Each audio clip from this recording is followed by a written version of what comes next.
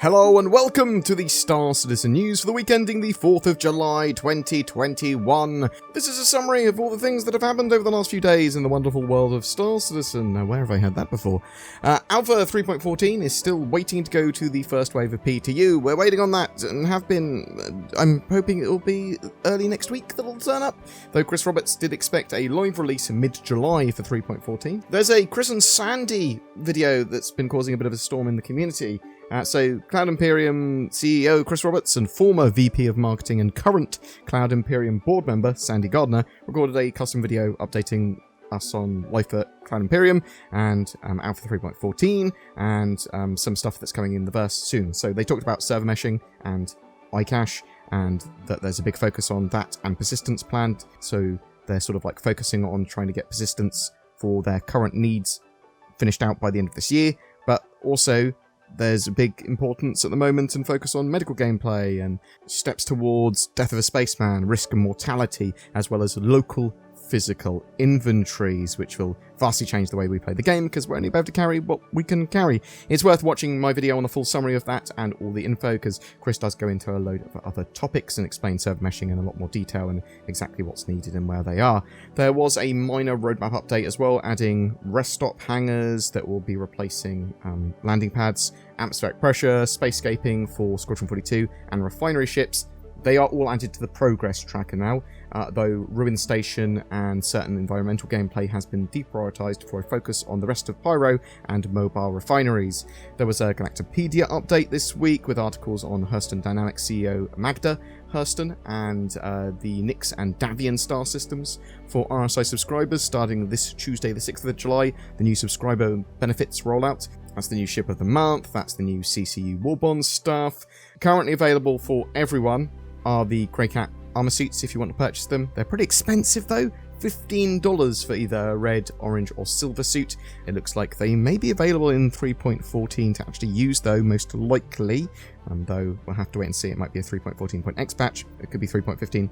It looks like 3.14 though. They're sort of like, they look mostly ready to me anyway. The sneak peek this week was of the updated internals of the Retaliator, focusing in this picture on its airlock here. There was a Star Citizen Live. Now I haven't covered this in a summary video yet, so this will be the summary of that, I suppose. It looked at up and coming feature plans, some of which will be part of Alpha 3.15, that Q3 patch. Local inventories are incoming. This is limited space on your character. You'll be able to store and move items around landing zones, ships and yourself. The asset manager app that they are working on at the moment will show where all of your own ships and items are across the universe though. FPS scanning and radar is a smaller scale version of ship mechanics. FPS scanning will also use sound as a type of detectable signal. Active pings will light up the pinger and targets. They're also currently exploring potential uses and gameplay associated with these mechanics. Using, repairing and hacking computer terminals are all going to have various gameplay associated with them. Hacking will use hacking key tools and keycards and all that sort of stuff to get access to terminals with a minigame. We sort of have seen this talked about previously, that might be like a pipe game with nodes that you've got to connect or avoid. There was a big focus on the show on deeper healing and updates to the active status system that are coming as well. So limbs are now going to have their own health balls that can be individually crippled, but also reduce your total global health if your total global health hits 0, or I suppose if it hits 0 on your head or chest, I would expect as well, and you're going to be downed. In the future, you'll have around 2 hours of being downed before you bleed out, though you can choose to respawn at any time. If you take a huge amount of damage, so potentially several times your health pool, you'll be dead, and there'll be no bleed out timer. Actually, thinking about it, if your head or chest is crippled, that might mean insta-death as well.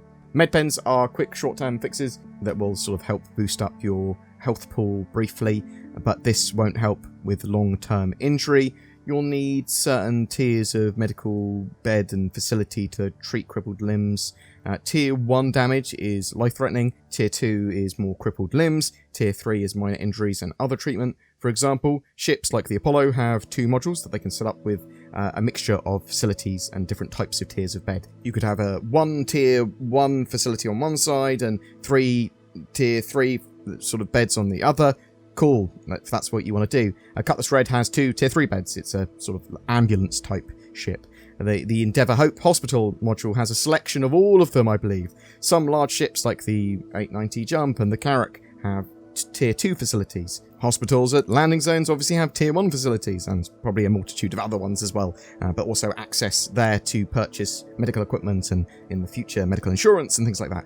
You're going to be able to choose to respawn in the future at Tier 1 and Tier 2 facilities, it seems. Not Tier 3 stuff, though, so the Cutlass Red that we can currently spawn at, that's just placeholder. Having an injury will reduce your speed, aim, vision, or whatever based on what the injury is, or ailment is. So if you're thirsty or hungry, that's going to progressively over time cause some effects. Take a lot of damage to your legs, that might cause you to be knocked down or only crawl around. You might not be able to run or walk until you deal with that injury. Detrimental effects might not be instant, and they might increase over time. There are going to be various medical tools and items, the medpen, multi-tool modules for medical use, and a dedicated medical tool, which will also allow us to scan characters to see their health and injuries, but you're going to be able to adjust the levels of drugs and that sort of stuff, to give field treatment to players, yourself or whatever as well. You'll be able to see blood drug level as well.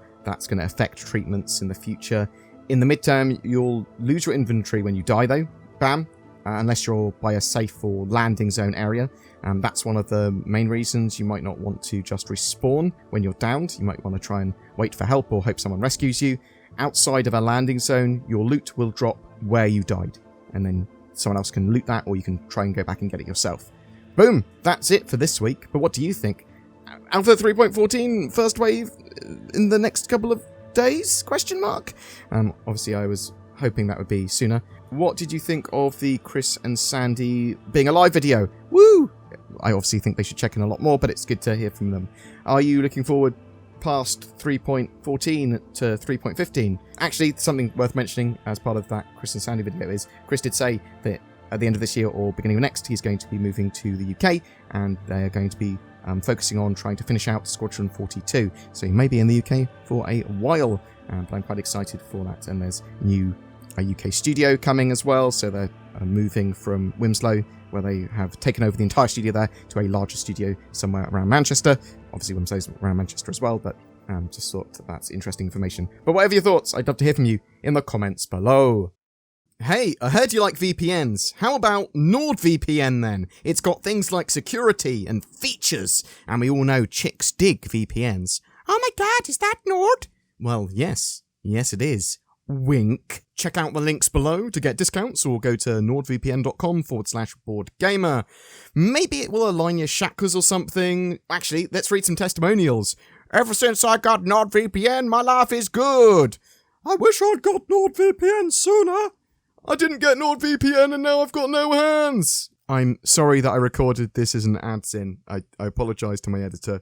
I said I wouldn't go too wacky. That's not what's happened here. Every month we have a ship giveaway, and for July it's for a Constellation Taurus with lifetime insurance and a Star Citizen game package. All you need to play! This long overdue, more cargo focused version of the Constellation is going to be flyable in July. It's basically a new ship. Woo! Sort of. To be in for a chance of winning that, comment on any of my videos made during July, and each video gives you another chance to win, but only one comment is counted per video. More details down below. Please also consider supporting the channel further via the YouTube join button, or via Patreon or donation or whatever. It all helps us make Star Citizen content. Great Star Citizen content, hopefully, or at least some Star Citizen content. Also, you should bother the bell and like and subscribe and all that sort of jazz as well. Thanks for watching.